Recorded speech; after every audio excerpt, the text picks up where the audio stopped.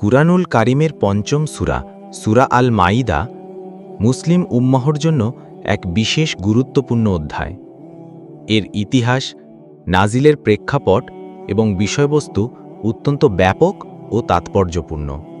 আজকের ভিডিওতে সূরা আল মাইদা সম্পর্কে বিস্তারিত আলোচনা করা হবে ইনশাল্লাহ। এই সূরার 112 থেকে 115 নম্বর আয়াতে উল্লেখিত মাইদা শব্দটি থেকে এই সূরার নামকরণ করা হয়েছে। মাইদা শব্দের অর্থ খাবার ভর্তি পাত্র বা দস্তরখান। হজরত ঈসা আলাইহিসসাল্লামের অনুসারীদের অনুরোধে আসমান থেকে খাবার ভর্তি খাঞ্চা পাঠানোর মুজিজার ঘটনা এই সূরায় বর্ণিত হয়েছে, যা অন্য কোনো সূরায় উল্লেখ করা হয়নি।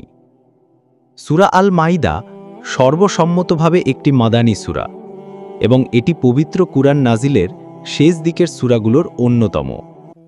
৬ষ্ঠ হিজরির জিলকদ মাসে হুদাইবিয়ার সন্ধির পর থেকে ৭ম হিজরির প্রথম দিকের মধ্যে এই সূরাটি নাজিল হয়। ওই সময়ে রাসূলুল্লাহ সাল্লাল্লাহু আলাইহি ওয়াসাল্লাম ১৪০০ সাহাবীকে নিয়ে উমরাহ করার জন্য মক্কায় গিয়েছিলেন, কিন্তু কুরাইশদের বাধার মুখে তিনি উমরাহ করতে পারেননি। অনেক আলোচনার পর এই মর্মে চুক্তি হয় যে পরের বছর মুসলমানরা উমরাহ করতে পারবেন।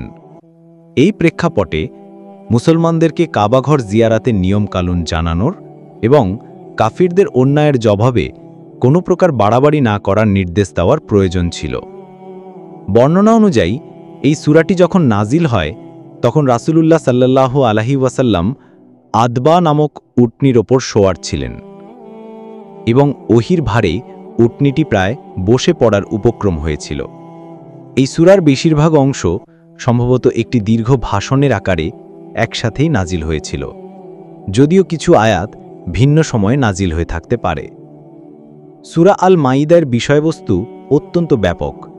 এতে মুসলমানদের ধর্মীয়, সামাজিক, সাংস্কৃতিক ও রাজনৈতিক জীবন সম্পর্কে বিভিন্ন বিধিবিধান ও নির্দেশনা রয়েছে। প্রধান বিষয়গুলোকে কয়েকটি ভাগে ভাগ করা যায়। চুক্তি ও অঙ্গীকার পূরণ। সূরার শুরুতেই সব ধরনের বৈধ চুক্তি ও অঙ্গীকার পূরণের ওপর গুরুত্বারোপ করা হয়েছে। হালাল ও হারামের বিধান। খাদ্যদ্রব্যের মধ্যে কোনগুলো হালাল এবং কোনগুলো হারাম তার একটি চূড়ান্ত তালিকা এই সূরায় দেওয়া হয়েছে। জাহিলি যুগের মন গড়া অনেক প্রথাকে বাতিল করা হয়েছে। মৃত পশু, রক্ত, শূকরের মাংস এবং আল্লাহ ছাড়া অন্য কারো নামে উৎসর্গীকৃত পশুকে হারাম করা হয়েছে। ইবাদাতের নিয়মকানুন। এই সূরায় ওযু, গোসল ও তায়াম্মুমের নিয়মাবলী বর্ণনা করা হয়েছে। হজ সফরের নিয়ম এবং আল্লাহর নিদর্শনের প্রতি সম্মান প্রদর্শনের কথাও বলা হয়েছে। বিচার ও আইন। ন্যায় বিচার প্রতিষ্ঠা করার উপর জোর দেওয়া হয়েছে এবং শত্রুর সাথেও ন্যায়সঙ্গত আচরণ করার নির্দেশ দেওয়া হয়েছে। চুরি, ডাকাতি এবং সমাজে অরাজকতা সৃষ্টির জন্য কঠোর শাস্তির বিধান করা হয়েছে। আহলে কিতাবদের সাথে সম্পর্ক।